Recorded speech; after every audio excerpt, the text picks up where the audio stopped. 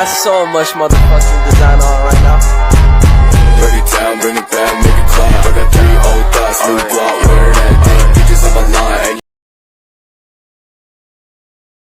Assalamualaikum warahmatullahi wabarakatuh. Shalom, salam sejahtera bagi kita semua. Om Swastiastu, Namo Buddhaya, salam kebajikan. Kami dari tim investigasi audit akan membahas kasus perusahaan Fraud, laporan keuangan pada perusahaan PTO. Baiklah, sebelum kami memulainya, ada baiknya kami perkenalan diri terlebih dahulu. Perkenalkan, nama saya Christine Purba dengan NIM 223304010105. Hai, perkenalkan nama saya Bunga Subianti Pangaribuan dengan NIM 2233010190. Hai, perkenalkan nama saya Mariana Purba dengan NIM 223304010196. Hai, perkenalkan nama saya Rolastia Purba dengan NIM 2233040101. Apa itu fraud? Fraud berasal dari kata bahasa Inggris yang berarti kecurangan, di mana fraud adalah penyajian laporan keuangan palsu secara sengaja dengan menghilangkan atau menambahkan jumlah tertentu untuk menipu pemilik hak dari laporan keuangan tersebut.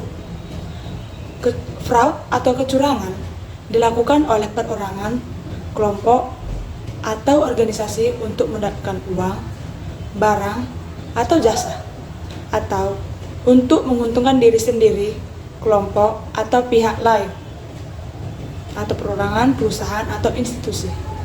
Tidak hanya terjadi pada satu jenis organisasi. Kecurangan atau fraud dapat terjadi di perusahaan publik dan perusahaan swasta. Jadi, kemungkinan terjadinya kecurangan atau fraud ada di mana-mana. Jenis fraud terbagi menjadi 3, yaitu fraud terhadap aset, yang kedua fraud terhadap laporan keuangan, dan yang ketiga fraud terhadap korupsi. Akibat fraud. Fraud mengakibatkan kerugian bernilai miliaran setiap tahun dan menyebabkan inefisiensi, pembatalan proyek, kesulitan keuangan, dan kegagalan organisasi. Fraud atau kecurangan sering terjadi ketika sistem kontrol dirancang dengan buruk dan tata kelola yang telah ada tidak memadai, sehingga membuat lemah suatu organisasi. Organisasi harus memiliki prosedur pengendalian internal yang kuat untuk mencegah adanya kecurangan. Bukti audit atau audit evidence adalah segala sesuatu informasi yang digunakan auditor untuk membuktikan apakah informasi yang diaudit sudah sesuai dengan kriteria tertentu. Auditor memerlukan bukti audit sebelum melakukan proses audit untuk menghasilkan pelaporan audit yang kompeten. Bukti audit kompeten harus didapatkan lewat inspeksi, pengamatan, permintaan, keterangan, dan informasi sebagai dasar untuk menyatakan pendapat atas laporan yang diaudit. Adapun latar belakang yaitu PTO didirikan pada tanggal 26 Januari 1990 dengan nama PTQ yang sekarang sudah digantikan menjadi PTO pada tahun 2003. PTO merupakan perusahaan multinasional dan bergerak di bidang makanan dan bidang usaha beras. Awal cerita kisru ini bermula dari amburadulnya bisnis beras yang dikelola oleh anak perusahaan PTP karena terbukti memanipulasi laporan keuangan. Seperti diketahui, manajemen lama PTO, yakni Eko, mantan direksi PTO, dan Chris, mantan direksi PTO, tengah terdakwa di Pengadilan Negeri Jakarta Selatan lantaran diduga menggelembungkan piutang anak usaha ke PTO dalam laporan keuangan pada tahun 2017. Imbasnya laporan keuangan konsolidasi PTO tampak menarik. Kejanggalan mulai terendus ketika PTO gagal membayar kewajiban bunga obligasi dan sukuk. Pada waktu itu, mantan direksi PTO, Eko dalam keterbukaan informasi ke Bursa Efek Indonesia. Adapun kasus keterlibatan etika, terdapat dugaan overstatement sebesar 4 triliun rupiah pada akun piutang usaha, persediaan, dan aset tetap, dan sebesar 662 miliar pada penjualan, serta 329 miliar rupiah pada EBITDA entitas food. Yang kedua, terdapat dugaan aliran dana sebesar 1,78 triliun rupiah dari berbagai skema dari grup PTO kepada pihak-pihak yang diduga terafiliasi dengan manajemen lama.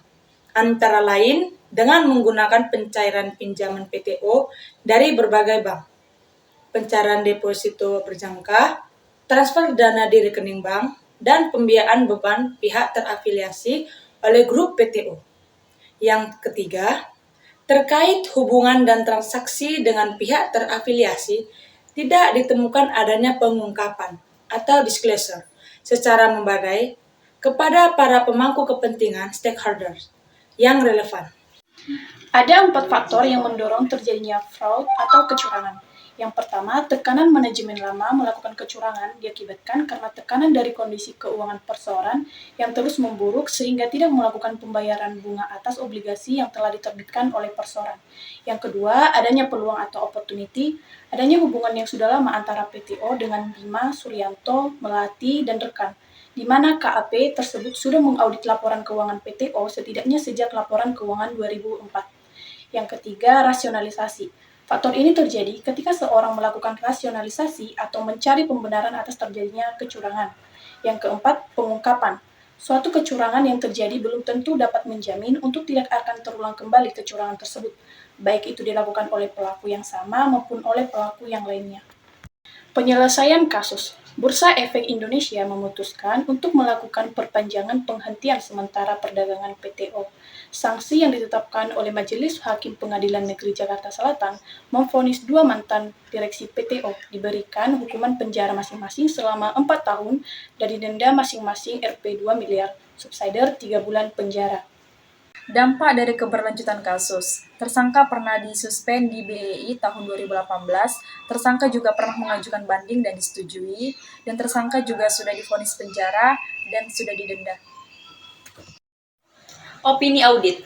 Auditor memberikan opini disclaimer karena laporan tersebut tidak mengkonsolidasikan PT Pangan dan entitas anaknya yang sedang dalam proses kepailitan. Kesimpulan dan saran.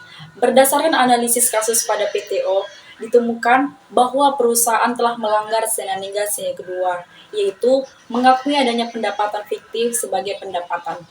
Manajemen PTO melakukan rekayasa dengan menggelembungkan laba bersih pada laporan keuangan dengan mengakui adanya pendapatan fiktif serta menggelembungkan akun aset dari sebenarnya yang dimiliki. Perbuatan ini termasuk tindakan kecurangan atau fraud yang telah merugikan pihak lain. Saran dari kami adalah dalam melaksanakan suatu proses seperti pemanfaatan wewenang kepemilikan, membangun karakter manajer, dan dalam menyusun anggaran perusahaan, moral, akhlak, dan etika profesi sangat penting diterapkan di mana nantinya berguna untuk mendukung kelancaran dalam operasional perusahaan baik dari sisi kebijakan ataupun lainnya di masa sekarang maupun di masa yang akan datang.